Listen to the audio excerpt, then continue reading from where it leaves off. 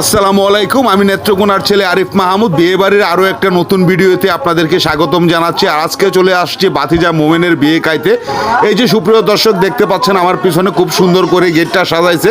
তো আমার সাথে সাথে আপনারা থাকুন, আমিও বিয়েটা দেখবো, আপনাদেরকেও দেখাবো। এই যে দেখতে পাচ্ছেন আমাদের আজকের জামাই মোহাম্মদ মোমেন মিয়া। সে তো খুব লজ্জা পাইছে, মুখে রুমাল দিয়ে ঘুরে রাখছে। তো আমি যখন বললাম সে আবার লজ্জাটা সরিয়ে রুমালটা সরিয়ে নিল। যাই হোক সুপ্রিয় দর্শক, এই যে আমার ভাতিজা ও আবু বক্কর, কি অবস্থা? সে তো খুব খুশি বিয়ে বাড়িতে আসছে। তো সুপ্রিয় দর্শক, এই যে দেখতে পাচ্ছেন এটা হচ্ছে আমাদের নেত্রকোনা এলাকার বিয়ে বাড়ি। আর বিয়ে বাড়িতে ইতিমধ্যেই খুব জমজমাট পরিবেশ, খাওয়া দাওয়া শুরু হয়ে গেছে। এই যে আমিও বসে পড়লাম। প্রথমে সবজি দিয়ে স্টার্ট করতেছি, আর সবজি দিয়ে খাবার শুরু হয় আমাদের নেত্রকোনা জেলার সিস্টেমে এটা। যাই হোক, আমি সবজিটা অনেক মজায় রান্না করতে খাচ্ছি, খুবই ভালো লাগতেছে। আর ভাতগুলো খুবই সুন্দর, একদম বিরোই চাইলের ভাত। আর তারই সাথে সাথে দেখতে পাচ্ছেন মুরগির রোস্টটা দিয়ে দিল, আসলে আমাকে ডাবল পিস দিছে। যাই হোক, মুরগির রান্নার মধ্যে কামড় মাইরা তো আমি একদম পুরা কি বলবো ফিদা হয়ে গেছি, এত মজা করে রাঁধছে। উফ, দর্শক, জাল কিরে জাল, সে জাল জাল একটা অবস্থা, আর খুবই মজা হয়েছে। আর রান্নার মধ্যে কামড়টা মাইরা দর্শক আমি তো পুরো অবাক, এত স্বাদ হয় কি না, কি বলেন আপনারা। এই যে এরপরে আবার মুরগির রোস্ট দিয়ে খাইতে খাইতে ফুট করে চলে আসছে গরুর গোস্ত। এই যে দেখেন আমার ছোট ভাই শফিক, সে যে মাইট ডাল হয়েছে। আর এই দিক দিয়ে দেখেন আমার পাতে আইনে ডাইলে দিতেছে গরুর গোস্তটি।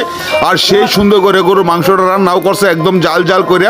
সে একটা মজা করে, আমি বলতেছি না ভাই আর দিয়ে না, আর কত দেন ভাই, এত দিলে তো খাওয়ান যাইতো না।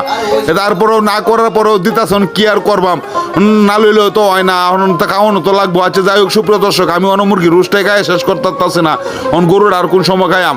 তাছাড়া এই যে দেখতে পাচ্ছেন একটু পরে পরে তরকারি নিয়ে আসতেছে, বলতেছে ভাই আর একটু দিয়ে আর একটু দিয়ে। আমি বললাম আরে ভাই আমি তো রাক্ষস না, আমি মানুষ, আর এত বেশি তো খাওয়াও যায় না, আর বেশি খাইলেও তো বিপদ, গরুর গোস্ত অ্যালার্জি হয়ে যাবে। এরপরেতেই ঈদের পর দেখে যাবা বেকাও শুরু হয়েছে, একটার পর একটা বেয়া খাইতেছি। এত গরুর গোস্ত খাইলে অ্যালার্জি তো শরীরটা ফুটতে দেবো, ওই চিন্তা আমি বেশি একটা মাইর লই না। এরপরও কি করবাম, খাওয়ান যেত বইছি, একটু তো খাইতেই হয়, তারপরও খাইতেছি। আর গোস্তটা পাক করছে একদম সফট। ও মুখটা দিতাছি দর্শক, কি কইম আপনারা, আমি কথা কইতাছি না, এত মজাই লাগতেছে। আর ওই গরুর গোস্তটা একদম গইলে আছে গা, কচি গরুর গোস্ত তো সেই মজা লাগতেছে। আর আমি মোহ দিতাছি, আর মোহ দিতেই মিলে যাইতেছে। আর কাউন কারে কয়াম, এটা নেত্রকোনার বিয়াবাড়ি বললে কথা। সুপ্রিয় দর্শক, কে কোথা থেকে আমার ভিডিওটা দেখতেছেন আমাকে কমেন্টে জানাবেন। আর আপনাদের ভিতরে যদি বিয়া শাদী না করে থাকেন তাহলে অবশ্যই নেত্রকোনা বিয়া করবেন, কারণ জানেন না নেত্রকোনার মানুষ কিন্তু অতিথি আপ্যায়নের সেরা। আর নেত্রকোনার বিয়াবাড়ির ভিতরে যে মজার মজার কাউন দেয়, এটা বাংলাদেশে আর কোথাও নাই। তো ধন্যবাদ ভিডিওটা দেখার জন্য।